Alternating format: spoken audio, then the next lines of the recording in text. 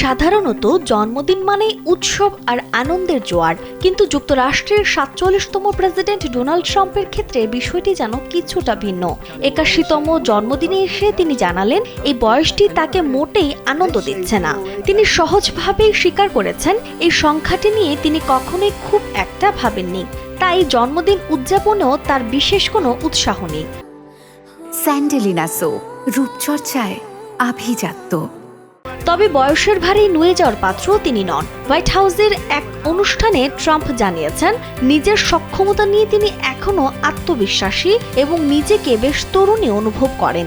বরং সাবেক president Joe বাইডেনের শারীরিক ও মানসিক সক্ষমতা নিয়ে পুরনো বিতর্কটির সামনে এনে নিজের সুস্বাস্থ্য নিয়ে দম্ভ প্রকাশ করেছেন। নিজের ফিটনেস রহস্য নিয়ে ট্রাম্পের মন্তব্য ছিল বেশ চমকপ্রদ। ডায়েট বা স্বাস্থ্যকর খাবারের ওপর অতি নির্ভরশীলতা নিয়ে ঠাট্টা করে তিনি বললেন, অনেকে সারাক্ষণ ডায়েট করার পরেও অসুস্থ হয়ে পড়েন, বরং তার পছন্দের খাবার বার্গার আর সফট ড্রিঙ্কের মতো জাঙ্ক ফুড। ট্রাম্পের ভাষায়, হয়তো এই জাঙ্ক ফুডই আমার জন্য ভালো। এবার তার জন্মদিন, একই সঙ্গে যুক্তরাষ্ট্রের ২৫০তম প্রতিষ্ঠা বার্ষিকী এবং ফ্ল্যাগ ডে এর সাথে মিলে গেছে।